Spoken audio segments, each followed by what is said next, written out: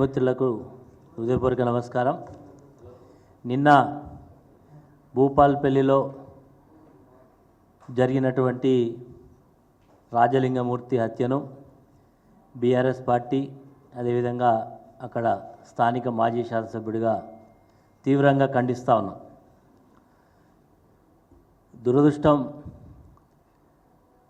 ఈరోజు మీడియాలో కాంగ్రెస్ పార్టీ నాయకులు సోషల్ మీడియా వేదికగా చేసుకొని చేస్తున్నటువంటి దుష్ప్రచారాన్ని తీవ్రంగా ఖండిస్తున్నాం.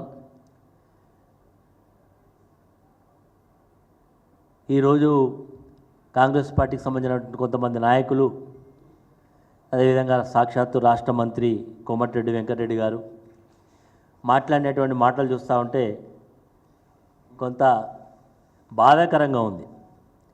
అంతేకాకుండా ఈ కేసు మీద ఇన్ఫ్లుయెన్స్ చేయాలనేటువంటి ప్రయత్నం చేస్తున్నట్టుగా కనబడుతూ ఉన్నది.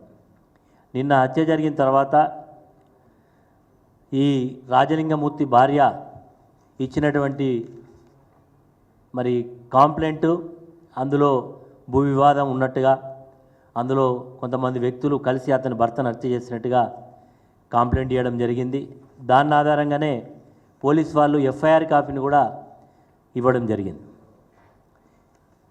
చాలా స్పష్టంగా చంపినటువంటి వ్యక్తులు పోలీసుల దగ్గర, మరి పోలీసులు పట్టుకున్నారా, పోలీసుల వాళ్ళు లొంగిపోయినా నాకు సమాచారం లేదు, కానీ పోలీసుల దగ్గర ఉన్నట్టుగా మాకు సమాచారం ఉంది. చంపినటువంటి వాళ్ళు మేము చంపినామని చెప్తా ఉన్నారు. దానికి సంబంధించినటువంటి విషయాలన్నీ కూడా తెలిసిన తర్వాత ఈరోజు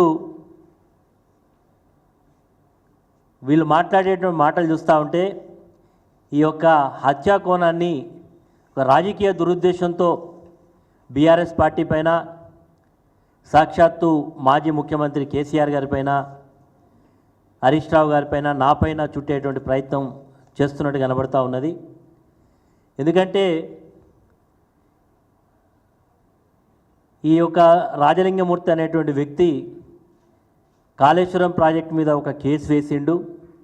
ఆ కేసు వేసినందుకే మంత్రి అయితే సాక్షాత్తు వెంకటరమణారెడ్డి హత్య చేయించిండని చెప్తా ఉన్నాడు. ఏ ఆధారంతో ఆయన మాట్లాడుతున్నాడో ఆయన నోటికే మొక్కాలి. ఈరోజు ఆయన పార్టీ శాసనసభ్యుడిగా ఉండేటువంటి వేముల వీరేశం అనేటువంటి ఈరోజు ప్రస్తుత శాసనసభ్యుడు గతంలో ఒక హత్య చేయించిండని చెప్పి ఆ రోజు ధర్నాలు చేసినటువంటి సందర్భాలు మనం చూసినాం. అసెంబ్లీ వేదిక మీద కూడా లేనటువంటి మాటలు అనేకం మాట్లాడినట్టు చూస్తున్నాం. వెంకటరెడ్డికి ఇది పూర్తిగా ఒక ఆనవాయితీ అయిపోయింది, ఆనవాయితీతో మాట్లాడుతున్నట్టుగా అర్థమవుతూ ఉన్నది.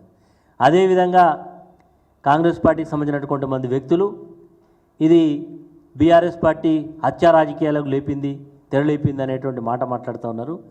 బీఆర్ఎస్ పార్టీ ఎప్పుడు కూడా హత్యా రాజకీయాలను ప్రోత్సహించేటువంటి సందర్భాలు ఉండవు. ఈరోజు రాజలింగమూర్తి గారు కేసు వేసినారు. ఒకవేళ అందులో కేసు విచారణలో ఉన్నది, ఆల్రెడీ రాష్ట్ర ప్రభుత్వం కమిషన్ వేసింది, కమిషన్ విచారణ జరుగుతున్నది. ఈ కేసులో హైకోర్టులో బీఆర్ఎస్ పార్టీ తరఫున పిటిషన్ వేసినాం. హైకోర్టు దాన్ని స్టాప్ చేయడం జరిగింది. భూపాల్పల్లి డిస్టిక్ కోర్టు ఇచ్చినటువంటి ప్రొసీడింగ్స్ కూడా మేము కోర్టులో చట్టపరంగా ఎదుర్కొనే సందర్భాలు మాకున్నాయి. కానీ ఈరోజు అక్కడ హత్య జరిగిన దానికి భూ వివాదాలే కారణమని, ఈ వ్యక్తికి అక్కడ ఉండేటువంటి కొంతమంది వ్యక్తుల మధ్య భూ వివాదాలకు సంబంధించినటువంటి పంచాయతీ నడుస్తున్నది, కోర్టులో ఉన్నది అనేటువంటి సందర్భంలో ఈ చంపినటువంటి వ్యక్తులు కూడా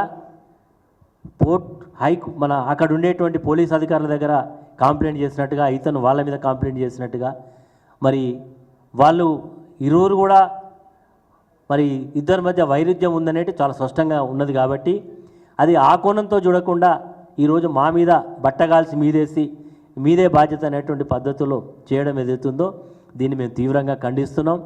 ఈ హత్యకు నాకు కానీ బీఆర్ఎస్ పార్టీకి కానీ ఎలాంటి సంబంధం లేదు.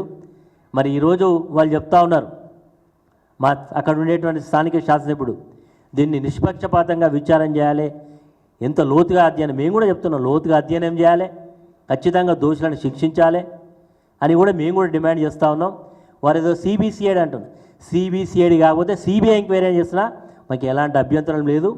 మేము మాకు హత్యకు ఈ వ్యక్తికి మాకు ఎలాంటి సంబంధం లేదు మరి అనే మాటని ఈ సందర్భంగా తెలియజేస్తాం.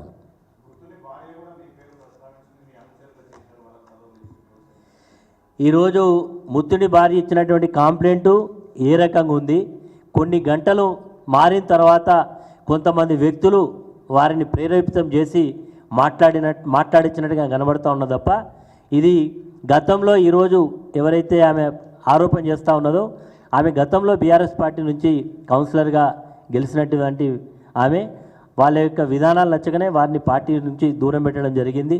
ఈరోజు ఆమె మాట్లాడినటువంటి మాట కొంతమంది వ్యక్తుల యొక్క ప్రేరేపణతో మాట్లాడినట్టుగా ఉన్నాయి. మరి ఈరోజు నిజంగా మేము చెప్తా ఉన్నాం, అక్కడ ఉండేటువంటి పోలీస్ అధికారులకు వాస్తవాలను కూడా తెలుసు. అక్కడ ఉండేటువంటి భూ వివాదాల్లో ఎంతవరకు ఇతను కూరుకుపోయిండు, ఇతను ఒక రౌడీ షీటర్గా కూడా ఉన్నాడు, చాలా లిటిగెంట్ అనేది కూడా అక్కడ ఉండేటువంటి భూపాలపల్లి ఎవరైనా చెప్తారు. కాబట్టి అతని యొక్క హత్యకు ఆ భూ వివాదమే తప్ప నాకు కానీ మా పార్టీ కానీ ఎలాంటి సంబంధం లేదు. మా పార్టీకి సంబంధించినటువంటి ఏ వ్యక్తుల యొక్క ప్రమేయం లేదు. ఇది కేవలం మా మీద చేస్తున్నటువంటి నిరాధారమైనటువంటి ఆరోపణలు తప్ప ఇది కూడా వాస్తవం లేదనేది నా అభిప్రాయం.